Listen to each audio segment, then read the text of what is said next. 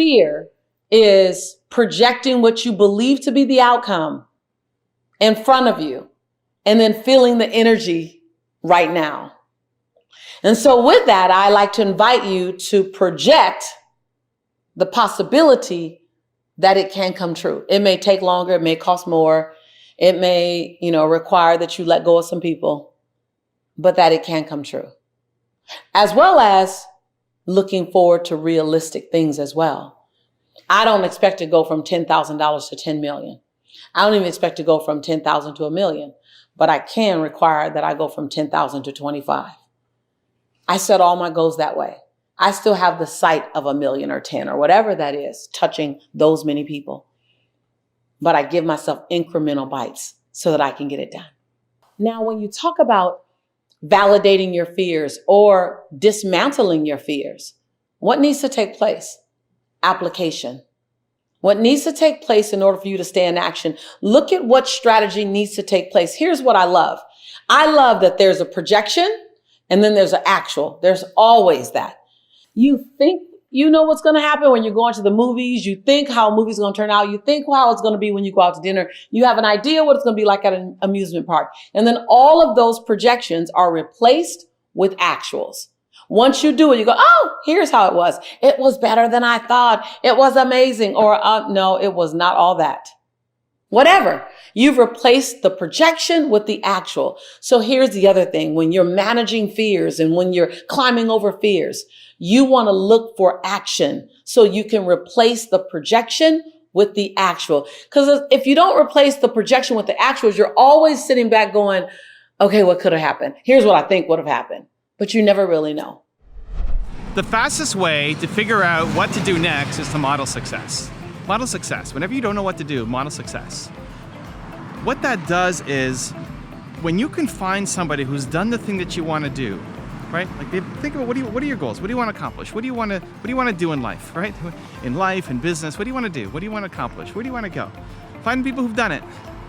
And the key thing is don't look at what they're doing right now, because that's not going to be very helpful for you.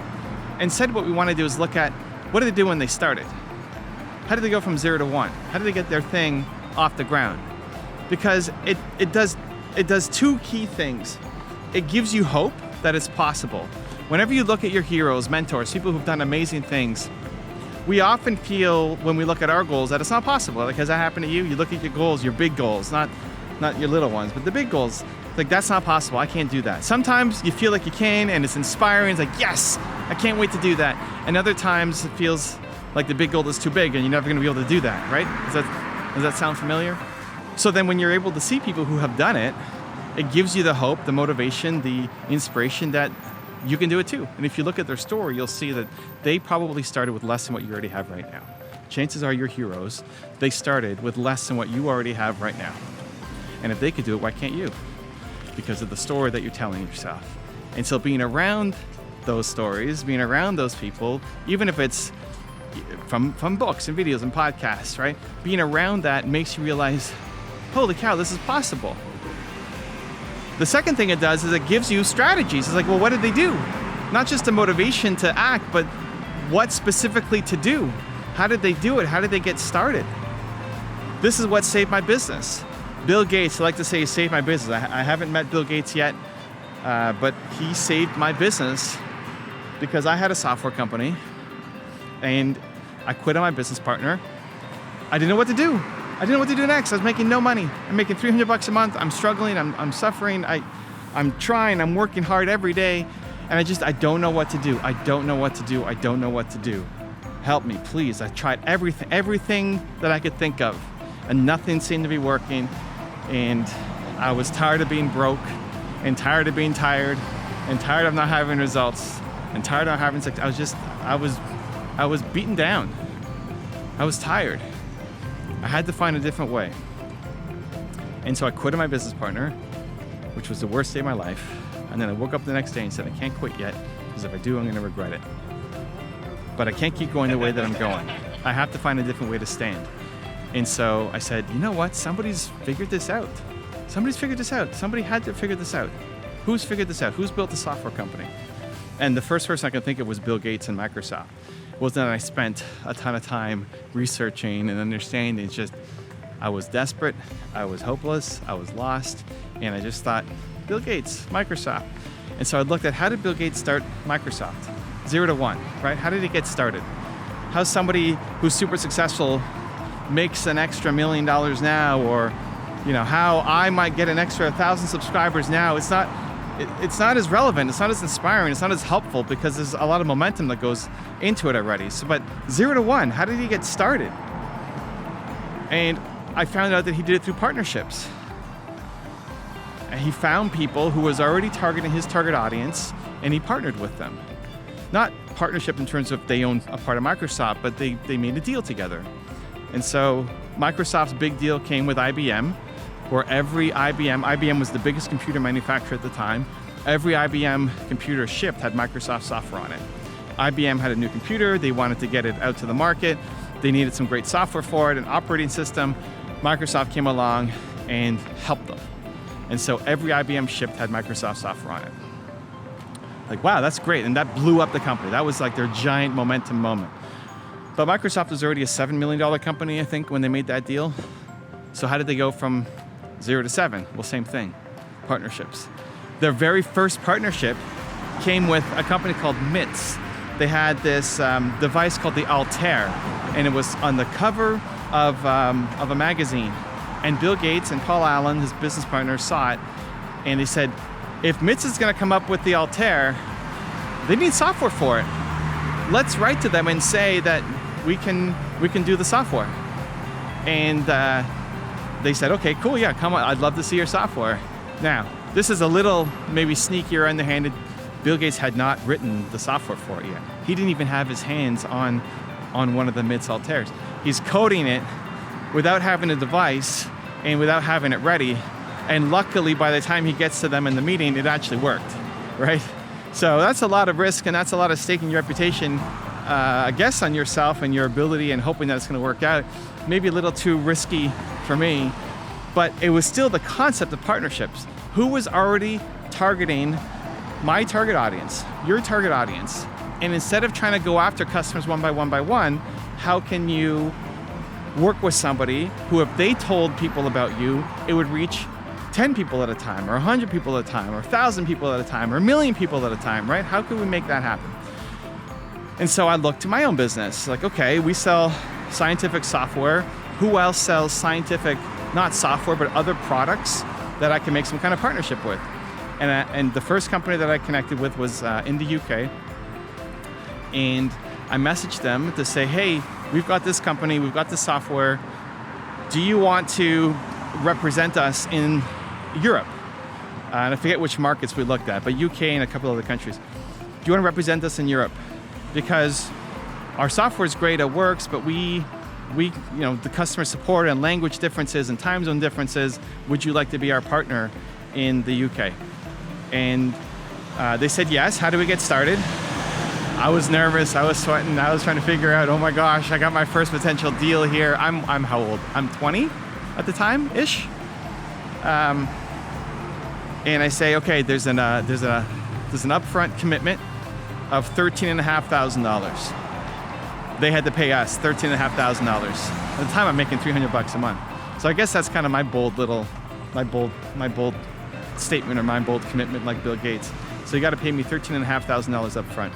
And I remember pressing send on the email and sweating, nervous. I don't want to lose this deal, Finally got somebody at the table. And they said yes. They said yes. Crazy. They said yes. And then the money hit our bank account. Like, oh my gosh, $13,500. This is crazy.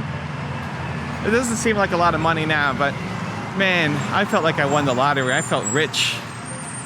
And more important than just the money was that something worked, momentum, finally, like something, anything was actually having an impact. It's crazy.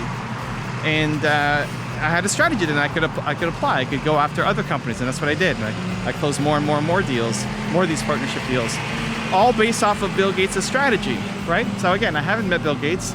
I haven't told him the story yet, but the way that he built Microsoft became an inspiration for me to build my company, at least in the early days. And it got our company off the ground and starting to get some results. And so whenever you don't know what to do, you model success. You find the person who's done the thing. It gives you hope, it gives you inspiration, and it also gives you specific strategies. Now, it may not fit 100%, right? I had to research Bill Gates. I had to see how he got started. I had to see his first deals. And my deal wasn't exactly the same deal that he signed, but it's close enough. And all I really needed was the idea, was a strategy to get started. And it saved my company. It saved my business. I mean, I don't know, if I didn't do that, I might have some job right now that I hate. Honestly, like I just quit on my business partner. I was afraid I was gonna live in regret of not knowing. And I was just lost, guys. I was just lost. But I knew that if I stopped now, that I would look back on that moment and say, what if I just kept going? And if I didn't find that strategy, I don't know what I would have done. Honestly, I probably had some job that I hate. It's crazy how these little shifts, little moments can make such a giant difference in your life. And so hopefully this video can help inspire a little moment for you. So if you surround yourself with your heroes, you look at the people who are doing the thing that you want to do, and be around them more and study their success, it gives you the hope and the motivation that it's possible. And hopefully it also gives you the specific strategies on what you can do so you can accomplish your goals as well. The fastest way to build your business, to get the right ideas to grow, is to model success. Also, to make sure you're actually taking action after watching this video, I've designed a special free worksheet just for this video. The worksheet will highlight all of the lessons learned in this video, as well as pull out our 3 favorite learnings and quotes that will inspire you to actually do something. The worksheet will also give you space to write down what your key takeaways are and your specific plan of action to make sure you're getting results. If you want the worksheet designed specifically for this video, absolutely for free, there's a link in the description below. Go click on it and start building the momentum in your life and your business. I'll see you there. I love this question. I don't think I've ever been asked this question before. I never had an opportunity to explain it. Being the best version of you. First of all, don't think of it holistic.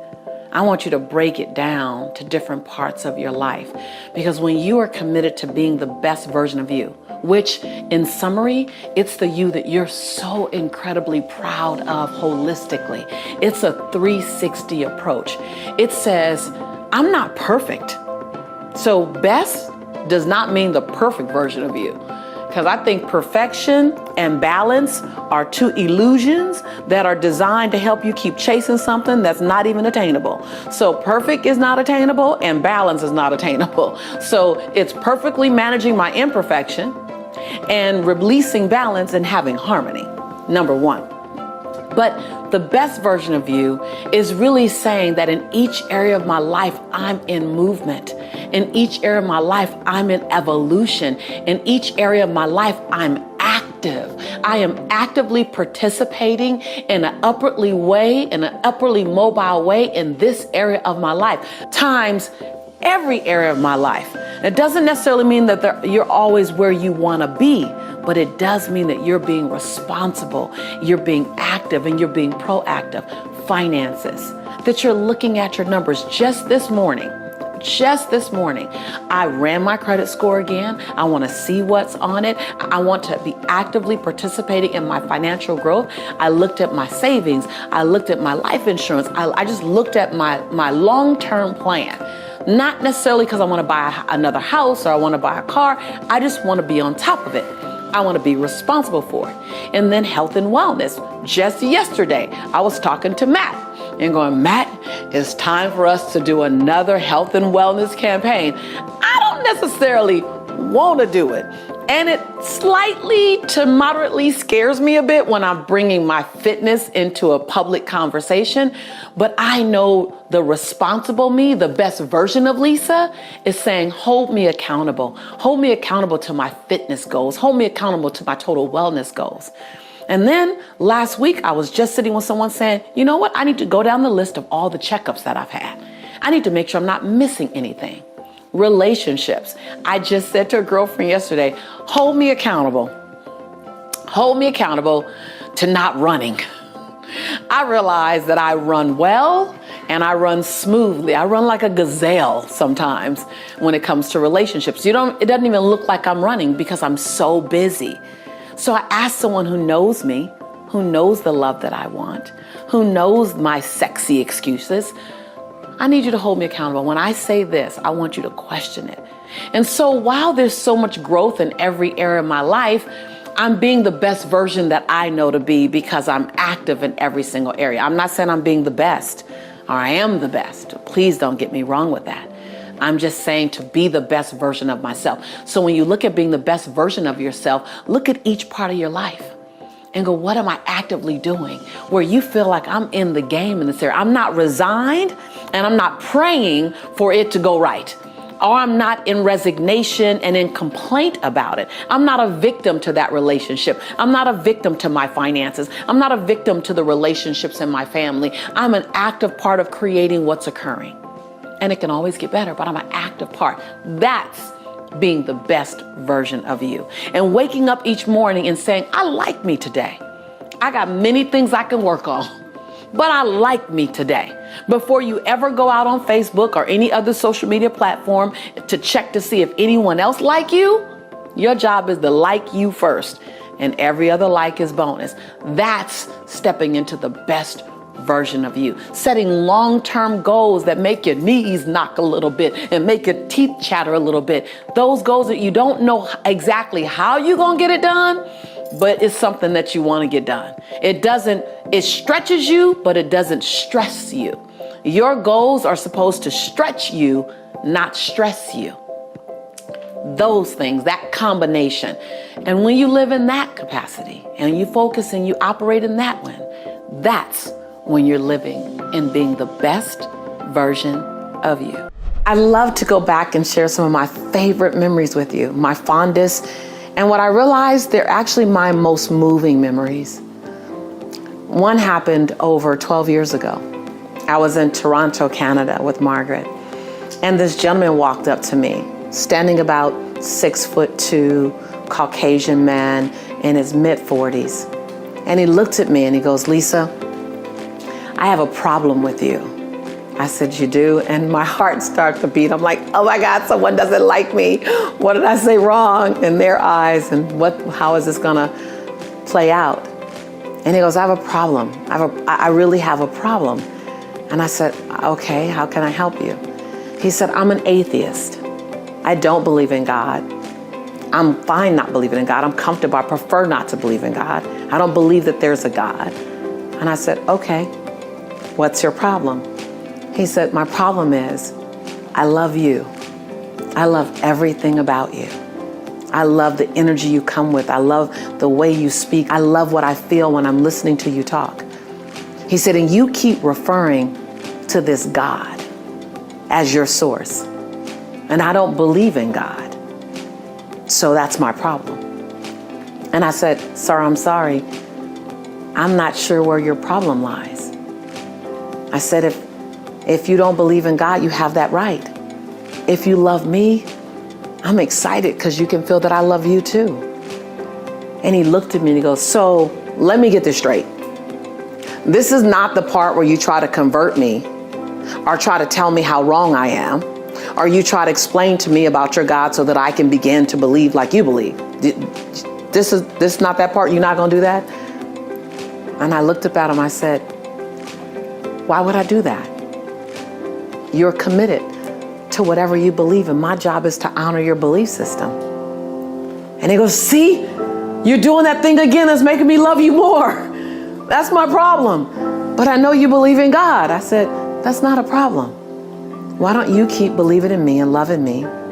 I'll keep believing in God and loving God, and we'll keep having this great experience.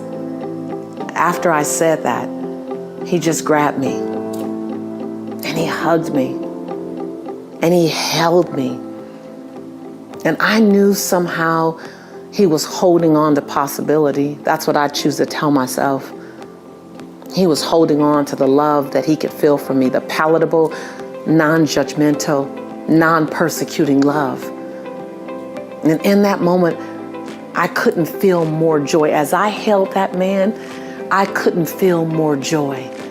I couldn't feel more happiness that this is what ministry is about. This is what touching souls is about, is to love the person who thinks that you might not love them because their belief system. It was just so beautiful. The moment was so beautiful.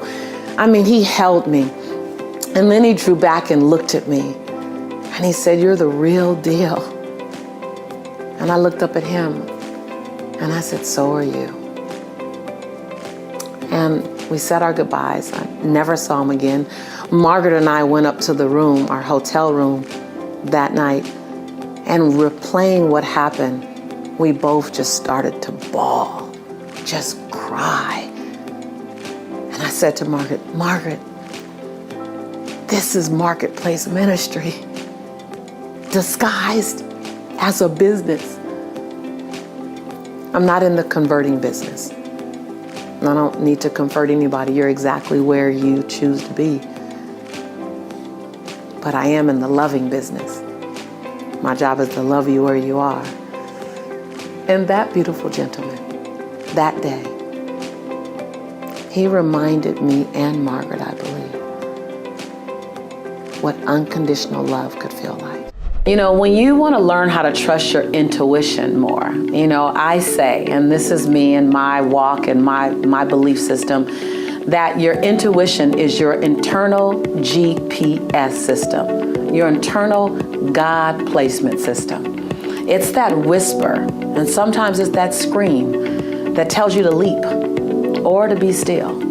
Your intuition is a combination of spirit, emotion, and logic, and it's guiding you. And so often we don't hear our intuition. Why don't we hear it? Because we're having too much chatter in our head. Like the chatter in our head, doubt, worry, judgment. Oh my God, judgment or fear of other people's perception of you. So your intuition is saying, "I love to dance. I want to dance. I want to sing." Your intuition is saying, "We can have a great time." Your intuition is saying, "I want love." Your intuition is saying, "Gosh, let's go take that chance on that writing that book, or let's take that chance on starting that business." And then your chatter comes in. No, what if I fail? So let me explain this to you. Your mind, your brain is designed to keep you safe. It's designed, and it only has the ability to go back in time in the mental file cabinet and look at the last time you tried something like this, and it may not have been good, or it may have ended in some dangerous situations where people could judge you, and your brain is designed to protect you. That's it. Your brain is designed to protect you. It's logical. Your intuition is that spark of passion. It's that spark of desire. It's that spark of love. It's that spark of pull me forward. It's that little bit of radical. It's that lot of bit of I want to leave my fingerprint on this planet. Your brain isn't designed to have those same ideas now. Now, your intuition can kick the brain in, and the brain can start thinking of ways too, but the intuition is where it's going to start. It's in your gut. It's why when you feel something, you kind of go here. You don't go, "Oh, I feel so special." You don't say, "I feel special here." You say, "I feel it here. I feel it here." And so your job is not to turn down the doubt. Your job is to turn up the passion. It's to turn up the faith. It's to turn up the possibility. Now, still make well thought out plans. I always say the best plan is the plan made. I don't care if you have to upgrade it, you have to modify it, but if you fail to plan, then you've planned to fail. So every dream, every passion, every desire, follow it with a plan, because that's where your brain gets excited. Your brain goes, "Yeah, we got a plan now." Now you can believe yourself. See, you set big goals and dreams and you have desires, and then you don't achieve it, but you don't achieve it because you didn't set the plan in place. You didn't do the details, and then you stop believing you could do it. And then you do the biggest tragedy. You stop dreaming. You stop hoping. You stop stretching yourself. You stop listening to your GPS, your God placement system that says you've been put here on a divine assignment. And your assignment may change over years. Guess what? Your assignment you had 15 years ago may be very different from the assignment on your life today. Your job is to turn down the volume in your head. the volume of judgment, the volume of fear, the volume of worry, the volume of perfection. Turn down the volume in your head and turn up the volume in your intuition, in your solar plex, in that God placement system, in that heart space. Turn up the volume in that place that just says, what do I want? What? Ask yourself this tonight, today, tomorrow. What feels good to my soul? And then be still and be quiet. I believe in prayer and I believe in meditation. And I grew up only knowing about prayer. But then I learned that prayer is asking God or the divine, whatever you call your God. I'm not imposing my belief systems on you, but I call him God. That prayer is asking God for direction. And meditation is being still and quiet long enough to hear the answer. A lot of times we don't hear our intuitive spirit talking to us because we're not still and we're not quiet long enough to hear it. So give yourself the gift of quiet time. And really, after you've asked the question, what brings me joy? What excites my soul? What do I want to do for the next 6 months or 6 years? What makes me feel passionate? What sets me on fire? And then be still. And then listen. But the biggest question is, will you be bold enough to act on what you hear? I ain't going nowhere. So I want to hear what happens. I want to hear what you heard. I want to hear what came up for you. I want to hear what stirred your soul. I want to hear how excited you got. I want to hear about the feelings that began to pulse through your entire body when you listened to your GPS, when you listened to that calling in your soul. I want to know, because that's when the hair on the back of your neck stands up. That's when you get chicken skin. That's when you can't sleep at night. That's when you get up early. I'm just saying. I love the phrase willpower. But willpower isn't something you conjure up. Willpower isn't something you drink. Willpower isn't something you download from Google. What you're talking about is, how do I make the choices that are in alignment with my highest purpose and my highest vision for myself? That's what you really want to ask. See, your life is a physical manifestation of the choices that you made up until this moment. I'm going to say that again because that gets a little deep. And that can go over some people's head. That can hit you sometimes right between the eyes. And you got to hear it a second time. So here it goes. Your life right now, as it exists today, your finances, your weight, your relationships, your career, your self-esteem, your self-image, your spiritual awareness, all of that is a result of the choices that you've made up until this moment. Big and small. And just so you know, your life, the way it appears today, is not a result of a few big choices. Even though that's the thing that we look back on, we go, I shouldn't have moved out of the state. I shouldn't have got into that relationship. I shouldn't have. We look at the big things. Well, I'm here to disrupt that mindset a bit. Your life experience right now is not so much a result of your big choices, while those impact you. It's really a result of a bunch of small little choices made consistently over a long period of time. Because those are the habits and the behaviors that you've gotten into. So we can talk about willpower and how do I build willpower, as if it's something that you can flex in the gym or something you can do crunches or abs or triceps and build, but it's not. The question you should ask, the answer you should be seeking is, what does it take to make my choices become in alignment with the life that I say I want to live? Now, when you say choices, it makes it really sobering, because even when you choose to sit down on yourself, it was a choice.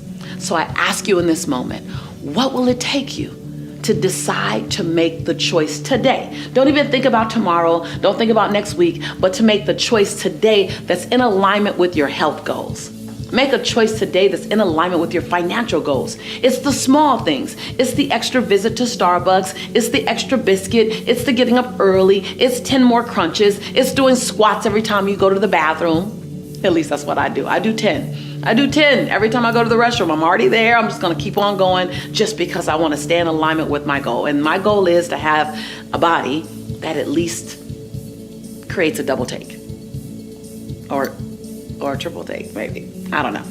I wanted to create a body that is in alignment with my goal. I want to be able to go paintballing with my nephews and my son the way I just did recently. I want to be able to go jet skiing. So when I look at my life and my lifestyle that I want to maintain, it requires me to hike a little longer. It requires me to eat more vegetables and protein. It requires me, my choice of how I want to live requires my alignment in what I put in my body or how I stay active in my body. So when I date, I don't do dinner dates. I'm not interested in doing dinner dates. You want to date me? Let's go on a hike. Let's go skating, ice skating, roller skating. Let's go on a walk. I want active dates in my dating experience because that's in alignment with my life's purpose. So what are you choosing? Let's not even look at willpower. Let's look at choices. Because choice is something you can control in every single moment. And the choice you made yesterday, if it wasn't in alignment with your greatest goal and your highest purpose, okay, yesterday is yesterday. Make a new choice today. You're not ever condemned or sentenced to making the same choice over and over and over again. Every day, every moment, you have a new opportunity to make a new choice. So divorce yourself from the conversation, that's who I've always been. And divorce yourself from the conversation, well, Lisa, it's hard. Yeah, listen, mediocrity is crowded. Everybody's hanging out in mediocrity. But excellence, world class, it's a lot of room up there. So it's only for those who are willing to be mildly to moderately to maybe significantly inconvenienced by making the choice that's in the highest alignment with the highest version of themselves. So let's just put away willpower and let's pick up choice. And then let's make a choice that blows your mind. If you find that the relationships around you have toxic outcomes, then I want you to look at where's the breakdown. Is the breakdown in communication? Is the breakdown in how you communicate, the words you're using? Is the breakdown in who you choose to be around? Is the breakdown in the engagement of what you're talking about? What I've learned is that if you're not talking about things that are high enough and big enough, things that are inspiring enough, you will slip into the smallness every single time. If you don't choose an intentionally high, evolving, encouraging conversation, you will slip into the cracks. You will slip into those crevices of smallness and petty. And until you get people trained that you're going to live up here without telling them, I need you to know, it's not an announcement. It's a way of being. It's a what do you choose to participate in. It's a stepping over your desire to hear smallness. Gossip, negative feedback. It's when someone is engaging in negative feedback about someone else, the fact that you didn't add anything to the conversation doesn't let you off the hook. Did you stop the conversation? Did you say, hold on, I don't want to engage in speaking negatively of them at all. Why don't you have a conversation with them? It's course correcting behaviors in your space at the risk of losing the relationship.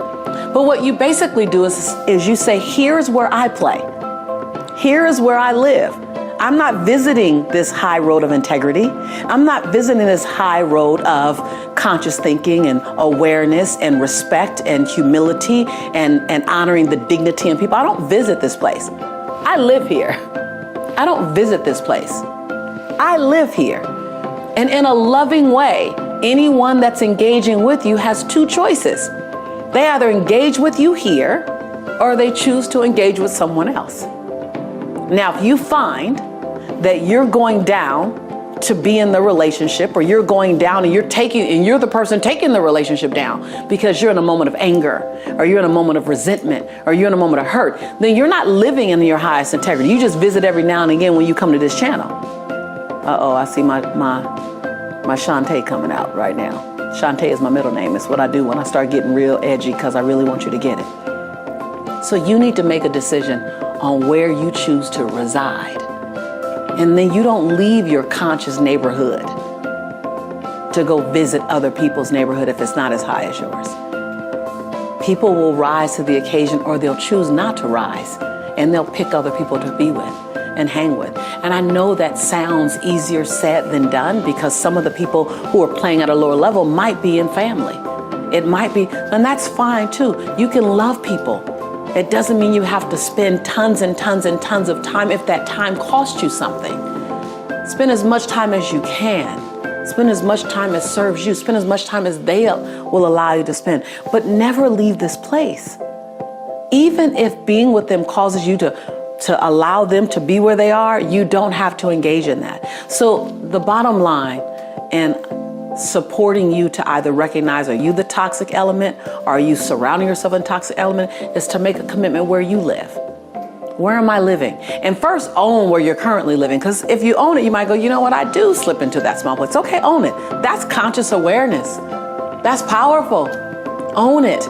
And then go, where do I want to be? And then what's the distance between here and there? And what do I have to do to get there? What do I have to say no to? What do I have to participate in? What do I have to ask forgiveness for? What do I have to clean up? What relationships require cleaning up? And then what declarations must I make? And what decisions must I live in? Don't make a decision, live in your decision. Let me first explain to you what forgiveness isn't. Because most people won't forgive because they have an incorrect understanding of what forgiveness is. So forgiveness is not pardoning someone's behavior. It's not excusing someone's behavior. Forgiveness isn't admitting that you were wrong. Forgiveness isn't saying what was done to me is okay. Forgiveness isn't any of those things. Forgiveness actually, if you really understand it, it has less to do with the other person and more to do with you and more to do with your future. Let's go back to the oil and water scenario.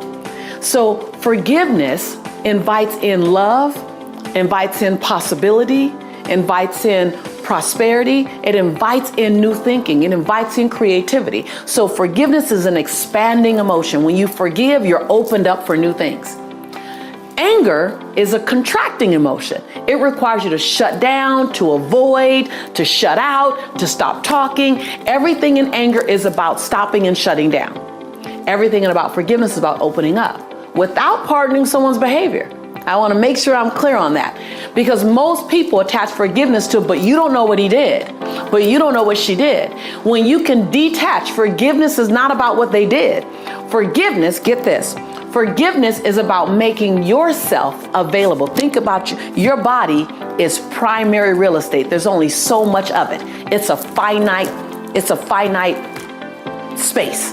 There's only so much space. It's not forever. This is your body. So if this is your primary real estate,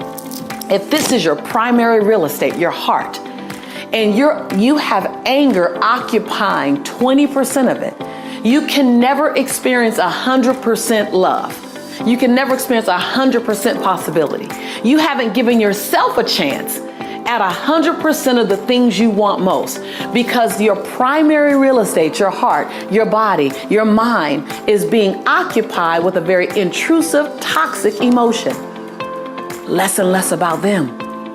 Nothing to do with them being right or their behavior being pardoned or the action. It's your future is paying for your past when you hold on to anger. So when you get really connected to the cost of anger, then it's not about the what. As a matter of fact, the longer you've been angry, the longer you've robbed yourself of 100% of what you were worthy of. And if someone's betrayed you, if someone's hurt you, then you over everyone deserve 100% love, 100% possibility, 100%. But it requires forgiveness. And in many cases, it's forgiveness of yourself. In many cases, the person you've been angry at the longest is yourself. And the same rule applies when it comes to you. Over the years, I've had to learn how to disconnect myself from people, how to pull away, how to move on without what I call Benihana-ing people. Now, I don't know if you remember, but if you ever go to a Benihana restaurant, they have those sharp knives and they kind of go, and you don't even know that the zucchini is like all diced up until they move it and then everything is cut apart. Well, I used to have a habit of like cutting people off so well, so fast that I felt like I Benihana them. Like they didn't know they were like all sliced and diced until they went to walk away and their head fell off and then their arms fell off. And over the years, I had to learn, how do I complete? By the way, I would say, don't break up with people. Don't break away from people.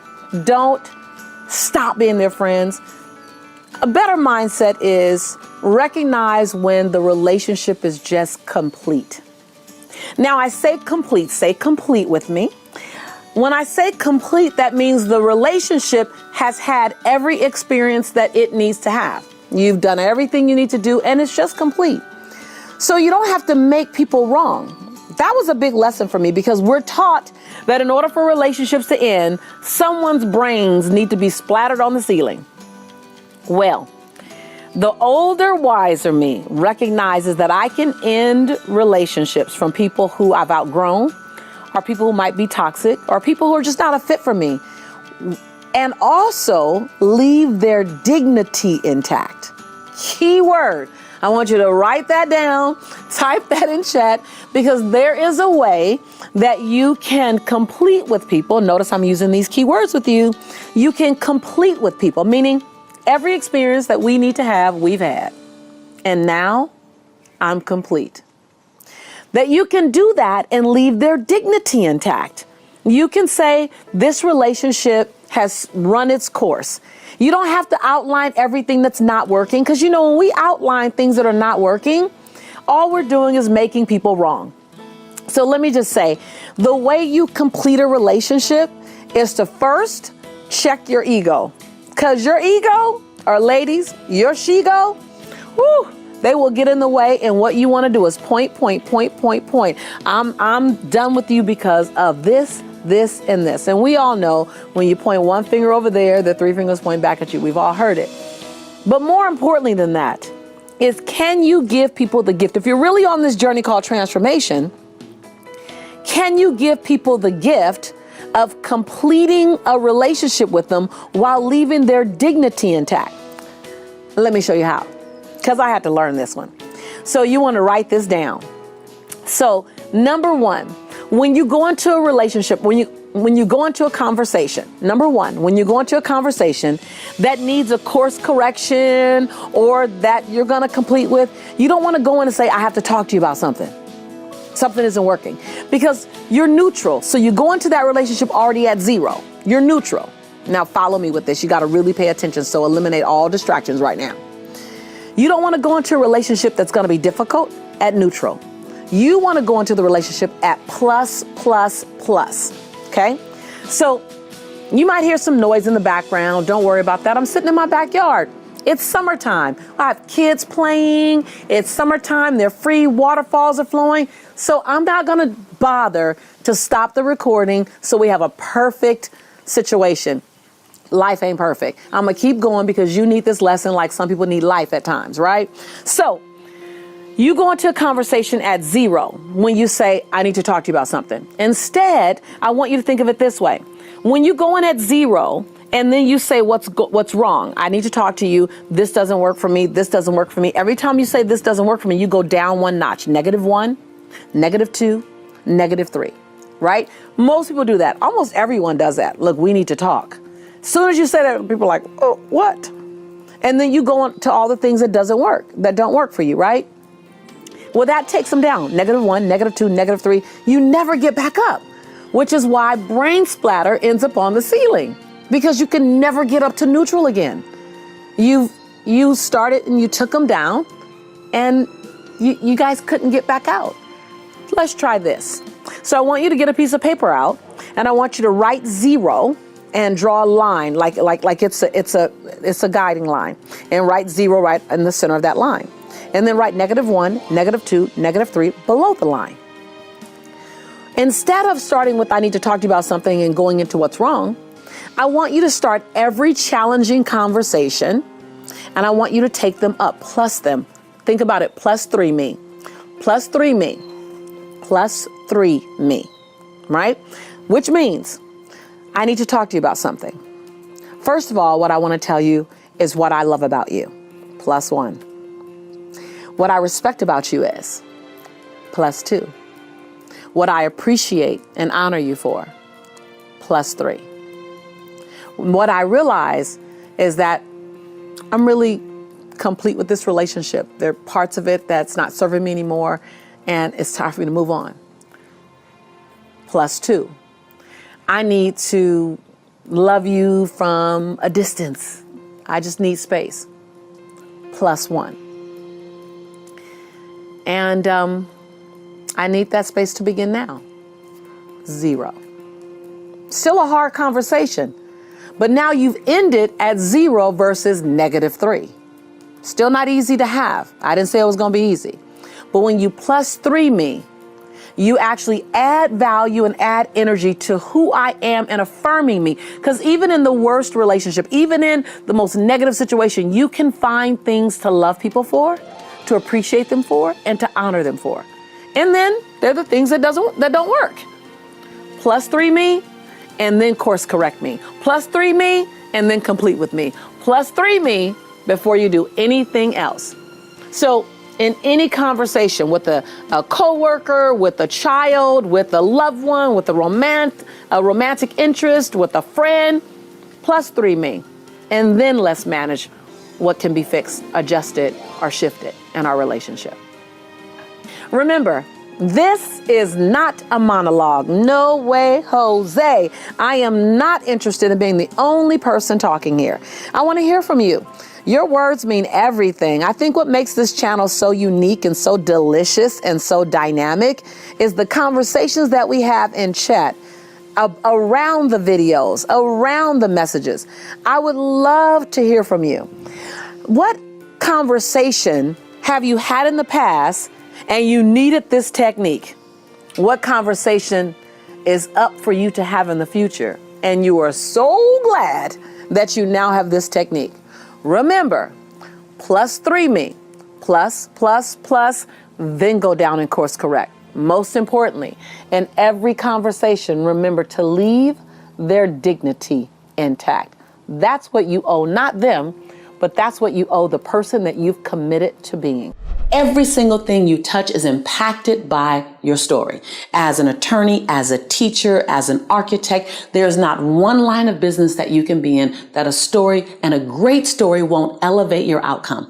Every single line of business, every single line of service that you're connected to will be impacted and ideally elevated by the level in which you're willing to tell and share your story. So let me give you some guidelines, some parameters, what I like to call the bumper rails, as if you were going bowling. You know, when I go bowling, I ask them to put the little bumper rails down so I can my ball can get down the lane. So let me set up some bumper rails for you so that you understand what makes a great story.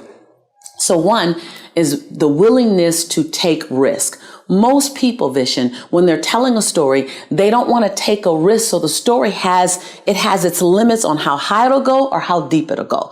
And when you have that, then you're really not at that part that's going to touch my soul. So being willing to take a risk, being clear and concise with your stories. A great story is a show me story, not a tell me story. Now, this is the distinction that's the game changer for most.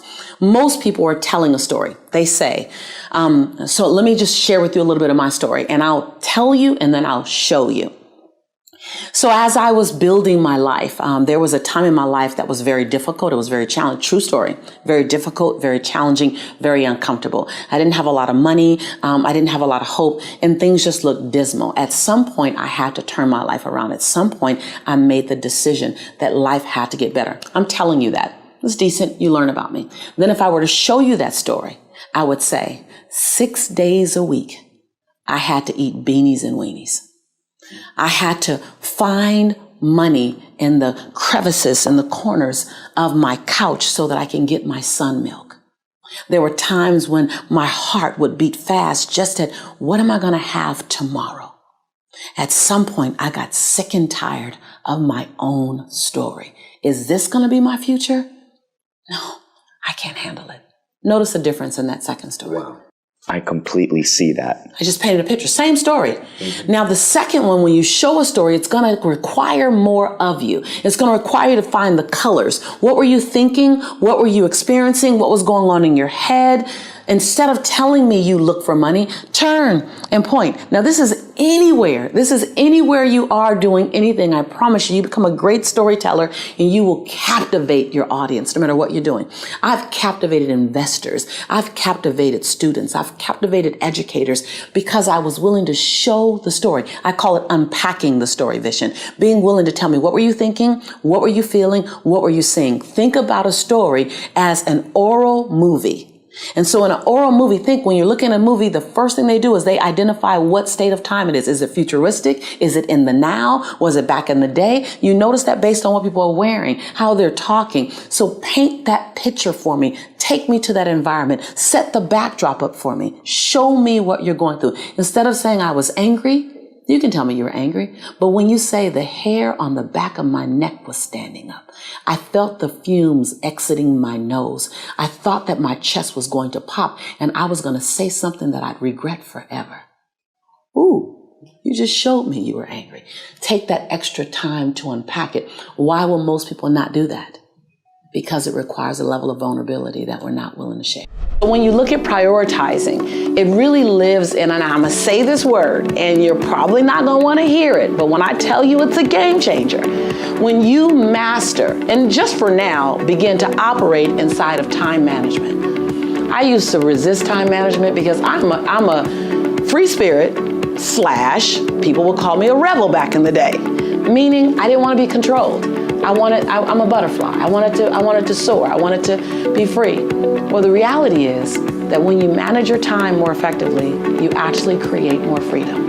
That was a huge aha for me. Somebody's going to BOL right now, like breakthrough out loud. Because when you time manage, meaning I'm going to use better blocks of my time. Let me give you some examples for that. I'm going to use better blocks of my time, meaning I'm only going to go in my email 3 times a day. I go on my email about 9:30, between 9:20 and 9:40, I go on my email. I stay in my email for 30 minutes. I'll go back in my email about 3 o'clock in the afternoon. I stay in my email again for about 30 minutes. I go back on my email one more time at 6 p.m. I stay in for about 30 minutes. That's it. I don't go in 19 times. I don't go in 20 times because 3 times a day gives me adequate time to see what's in there, see what's new, and act appropriately. Otherwise, it's throwing me off. I time block my day, about 90 minutes each time block to do a task. Even if a task only takes me 30 minutes, I time block 90 minutes because I get distracted. But when you time block your day and then you schedule each day, not every day looks the same. I have a time block for everything I need to do for 7 days out the week. Can you believe that in that time, I got more things done? You have to become comfortable with your no. My grandmother says, baby, she starts every sentence with baby. Baby, if you want your yes to have more value, you need to learn how to exercise your no. See, your yes might not have its value anymore. Why? Because you give it away too much. You give it to too many people. You give it away too often. You're always overcommitting, and then you feel drained and frustrated, and you don't have gratitude in your heart because you're overcommitted. Well, that all started with a yes that should have been a no, or should have been a I'd love to, but not now. And so number 1 is more effective time management that has your agenda in it, that has your priorities in it. Right now, your agenda is covered with everyone else's task. I heard once, if you don't have your agenda, then you're going to work for somebody else's agenda. And so number 1 is your time management with your agenda. And number 2 is operating, utilizing, and being comfortable in a no. And not an attitude no, not like a stank no, like no. Not that, just a no, not now. No, I would love to, but my plate is full. I'm free in 90 days. Just don't make, no energy, just not now. Don't be surprised when everyone comes to you. You're great, you're amazing, you're brilliant. Look at you, you're on this channel, so you know you're smart. You want a better life, you want an abundant life. Of course you're here. Of course everyone wants you. And your priorities matter. So the third thing is to remember, it's your job to fill your own tank. It's your job to fulfill your own dreams. It's your job to write the story that you're going to want to read. It's your job. So the responsibility of your dreams coming true does not belong to your husband, does not belong to your man, does not belong to your woman or to your children. So to wait and hope for them to one day see your dream as a priority, that's an unrealistic expectation. And actually, it's unfair. It's your priority. And what that looks like is carving out time. It looks like putting it on the agenda. It looks like declaring it out loud so that the world could hear. It looks like giving yourself a chance, 1,000 chances. And pressing reset if you happen to fall down or sit down or get distracted. So if you want to know what does it mean to keep your priorities, your dreams a priority, it starts with you. It starts right now. It starts right here. I know what it feels like to prioritize other people over my dream. I did it for years. I love being loved. I love love and I love being loved. And I used to say yes all the time just to be loved. And I realized that I was teaching the people around me how to treat me. That you teach the people around you how to treat you. So if they're treating you as if your life isn't a priority, your dreams aren't a priority, it's because you taught them how to treat you that way. I know, ouch. Lisa, dang. I know, it stings. It stings when I say it. It stings me when I say it. But the reality is, if you train them how to treat you, then you can retrain them how to treat you now. And it's not a matter of making any big announcements. It starts with just setting some healthy boundaries. It's starting with making some time management. It starts by making sure you continue to come back here and that we stay connected and that you allow me or someone else to help navigate you through the terrain called designing a better life, the one that you love, the one that you admire. And so let's start with those things because that'll make a huge difference in your life. In that year when I was really broken, I was working at LA Unified School District. I was miserable. I was miserable because I wasn't living in my dream. I was just doing a job. And then one day I said, well, what do I need to do? I need to buy my freedom. That's what I need to do. I need to buy my freedom. Well, I don't know about buying my freedom. I don't know about having money saved up. My family didn't have money saved up.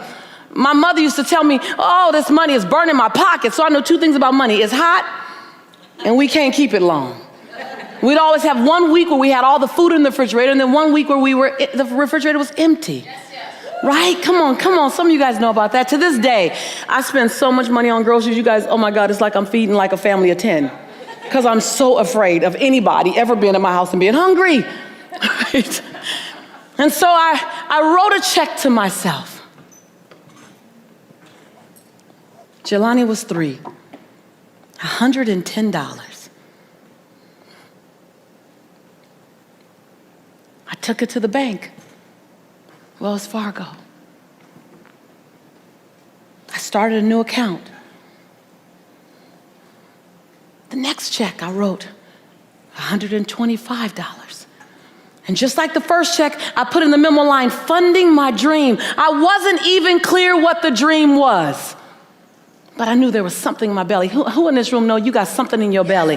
There's something here. I'm not even clear about it. I don't know how clear you are, but I wasn't clear about it. But I knew there was a calling on my life greater than working for LA Unified School District. And no disrespect to LA Unified School District, it just wasn't my destiny. I wrote another check in 2 weeks, $146, funding my dream.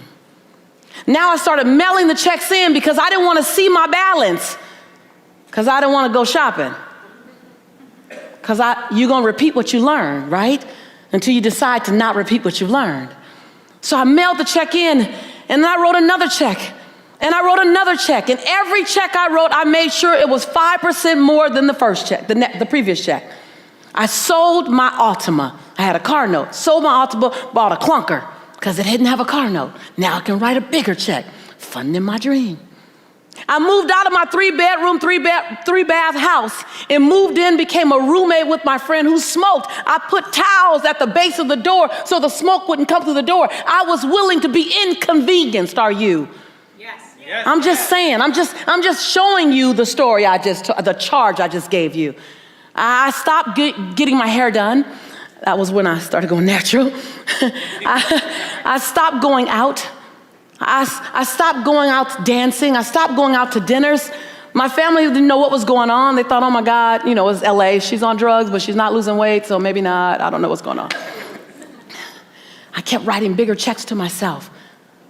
$900. $900. I mailed it to Wells Fargo, funding my dream. $1,100. Mailed it to Wells Fargo, funding my dream. I still wasn't clear what the dream was. I just knew I had one, and it was being born through me, and I needed to give it a chance. That's all I knew. You don't have to see 2,000 feet in front of you. Just see 200 and run to the 200. You don't have to see it all. 3.5 years later, I'd written a check to myself every 2 weeks for 3.5 years. I didn't go out for 3.5 years. I didn't go dancing. I didn't get my hair done. I didn't get my nails done for 3.5 years. Are you willing to be inconvenienced for your conviction? I walk in to Wells Fargo 3.5 years later, and I said, "Hi, God bless you. Hi, my name is Lisa Nichols." She goes, "Oh my God, you're the funding my dream lady." I was like, "Yeah, I guess I am." And all of a sudden, all the tellers came running around. The manager came, they're like, "Oh my God, okay, oh my God, we have been wondering. We all got the same question." Y'all know what the question is, right? What's your dream? I was like, I'm not sure, but I know that it includes inspiring people, having people believe in themselves again, teaching them how to get back up when they've been knocked down, having them be willing to give themselves 1,000 second chances. And every time they get to $9.99, press reset. I'm not sure what it's going to look like, but it's just going to help people. I said, I came to check my balance. I've been writing a few checks to you guys. They say, "Yes, you've been writing a lot." I said, "I just want to check my balance." They said, "You don't know your balance?" I said, "No, I got this really big stack of summary bank statements at home because my mama said money burns her pocket, and I don't want it to burn my pocket. I want it to pay for my freedom." I said, "I just came to see what my balance was, if I had enough to fund my dream as it gets clearer." She wrote it down. Everyone's excited. She wrote it down, turned it around to me.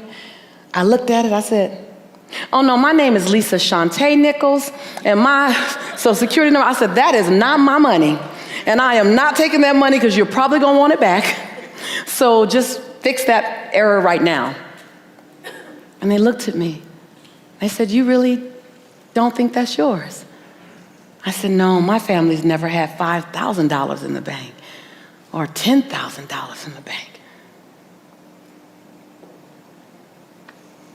That's $62,500 in the bank." They said, "Miss Nichols," and everyone teared up. The manager teared up, the tellers teared up. They said, "Miss Nichols, whatever your dream is, I think you can fund it now." I looked at my son, Jelani, who now is 5 or 6, and I said, "Jelani, our lives are gonna be a little different now, baby." Jelani said, "Yeah, Mommy, can we now go to McDonald's?" See, for 3 years I've been telling Jelani, "I'll make you a Big Mac. Mama makes Big Macs better than McDonald's."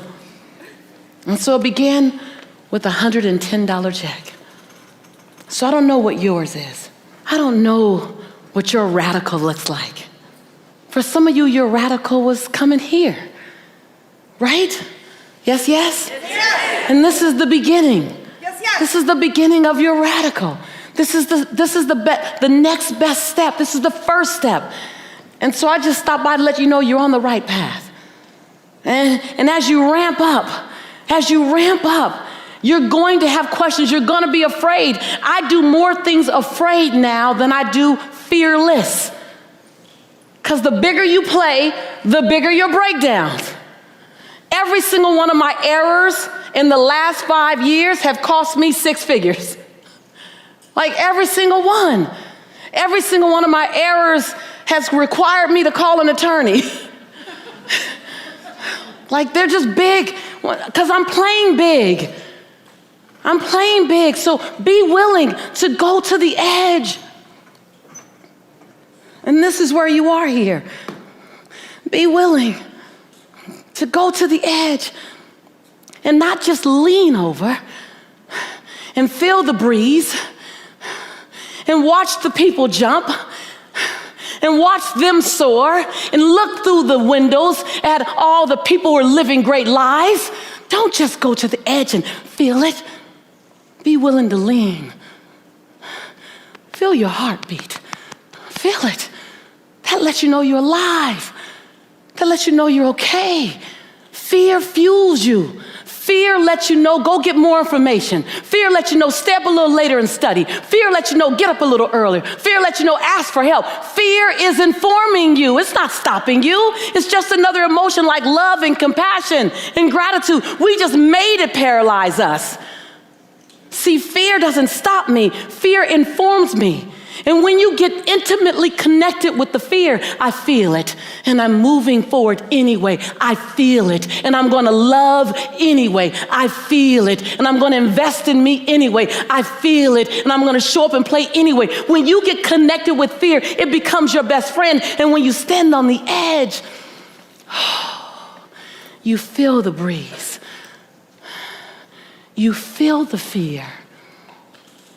And you leap anyway. You know, so many times people look at the habits that they have, such as procrastination, and ask, why do I procrastinate? Well, I pose that question back to you. Ask yourself, what's the benefit? Because there's a benefit that you're getting out of it. So whether you believe that last minute throws you inside of an energy source, because that's what I used to think. I used to think, oh, last minute, I'm more creative. Well, the truth is you're not more creative last minute. The truth is that when you wait to the last minute, you're increasing your stress level. You're bringing down your joy. You're eliminating peace of mind. When you understand the cost, procrastination is a word. And the challenge is that procrastination is so universally accepted. It's like fear and stress. Like, I'm so stressed out, and it's become such our norm that it's okay. Well, ask yourself the question, what's the price that I pay? Because I believe any behavior that you don't want any longer, the way that the catalyst to change is recognizing the price. Because we're high producers, we can still get it done inside of procrastinating. We can still get it done. But if you ever take a moment to stop and ask yourself and answer, what's the cost of me procrastinating? And you can do that for everything, but we're focused on procrastination now. What's the cost of me procrastinating? Let's go down that list. When you procrastinate, it costs you clear organizational time because now you're rushing. When you procrastinate, it costs you peace of mind. When you procrastinate, you're now thrown in urgency. Urgency increases your stress. Urgency is known to increase your stress. If you live in urgency, you literally are 2-3 times more likely to have a heart attack, I hear. Not confirmed, but that's what I heard. So if you live in this space of urgency all the time because of a behavior that you can modify, think about it. How are we forward moving, upwardly mobile? How are we brilliant and operating in something we can control? There's so many things that you can't control. Procrastination is something that you can control. I used to be last minute, and I resisted. I gotta tell you, I resisted planning. I thought it was for slackers. I didn't need to plan. I can go off the fly, and I'm pretty creative, and I can get myself out of some pretty hairy situations, and I can produce pretty good content, pretty good experiences last minute. So I lived in the last minute conversation. I didn't even call it procrastination. It was just when it was scheduled to be done. So if I'm flying out at noon, I can pack at 7 in the morning. When I realized that I eliminated the space that I needed to do it in such a planned, methodical way that on the other side, I felt good about it.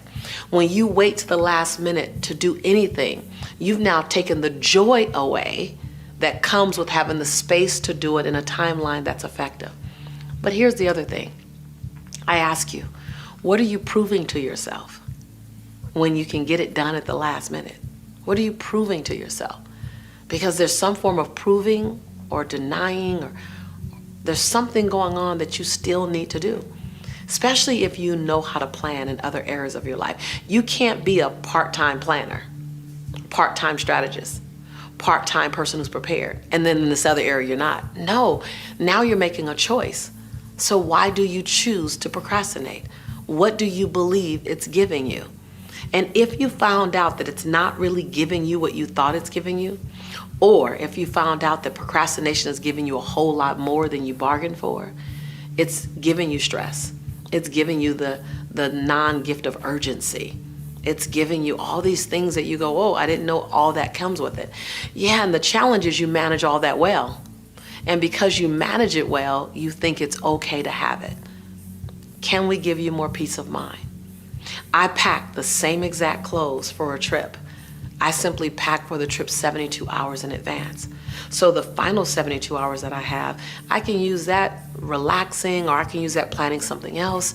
But when I'm in urgency packing, and I've been there plenty of times, I lose the creativity, I lose the peace of mind, and I lose a little bit of joy, because now I'm bumped up against a deadline that's so intense, and it's a non-negotiable deadline. If I back away from that deadline and I give space and grace and ease, it actually is a form of self-love. I know that sounds crazy, that planning and not procrastinating is a form of self-love. But see, when you procrastinate, you're putting that thing you need to do last, which really is putting you last again. So if you procrastinate, you're putting yourself last. It's not the only time you put yourself last. It's a behavior and a habit that you do.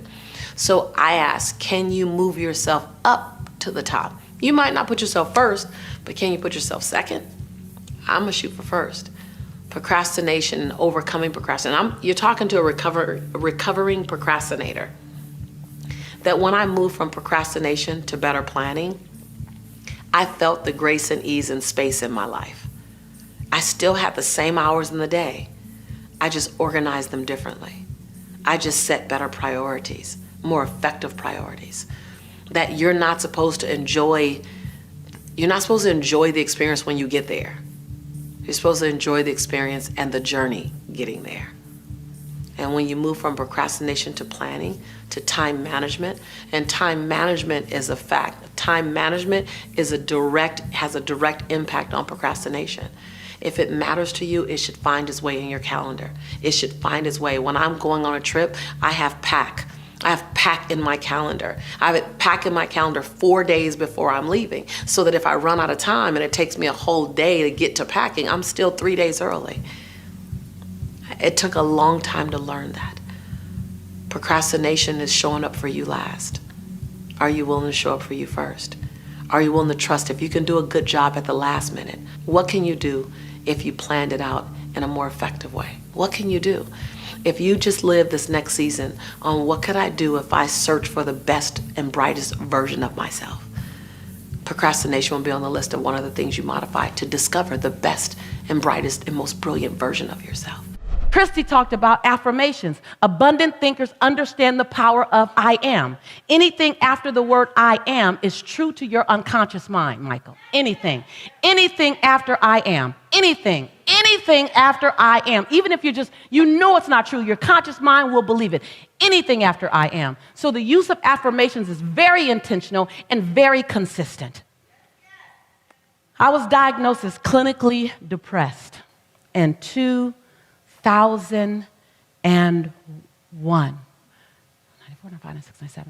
1998, I'm sorry. I was diagnosed as clinically depressed. It didn't make sense. I had been in a relationship, I was engaged to get married, and my fiance, who I did not know at the time, was bipolar. And he'd stopped taking his medicines and under the belief system that love can cure anything. And so I ended up being picked up and thrown 3 feet across the room, and I ended up being choked until I passed out. And once I got out of that relationship, I just was different. It was different. So my mom insisted that I go to the doctor. I went to the doctor, and I sat on the table, and she checked me and talked to me and came back in with a prescription. And she said, Lisa, you're clinically depressed. And I felt like I heard Charlie Brown's parents talking like, wah, wah, wah, wah, wah. Clinically depressed, at least that'll make sense in that same sentence. And she handed me a prescription, and I read the prescription. It had my name on it, and it said Prozac. And I thought, that don't make sense. Lisa Nichols, that don't make sense. And I said, do you mean I'm sad? She said, very, very sad. I said, can I try something? And I'm not recommending you guys, if you're on medication, you stop taking your meds, please don't do that. I asked my doctor, she agreed. I said, do you mind if I try something before I take this? She goes, yes, but I need to see you back in 30 days. If you're in the same condition, I need us to try this medicine. I said, okay, I could do that. So I went home, and every day I got in the mirror, and I drilled, I am, every day, because I realized I had forgotten who I was.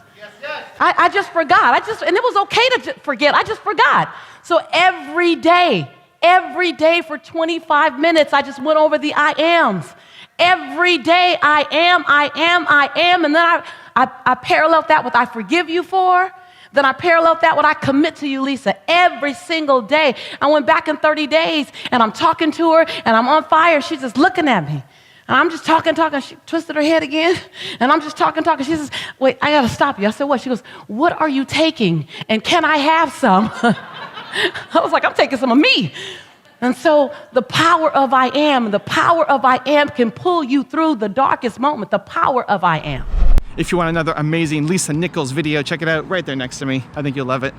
Continue to believe, and I'll see you there. Also, on your way to wealth, you got to be willing to walk alone sometimes. Amen. You got to be willing. That, you got to be willing to walk alone sometimes, because everyone doesn't fit on your journey at every part of your journey. And there's parts of your vision that no one else will get.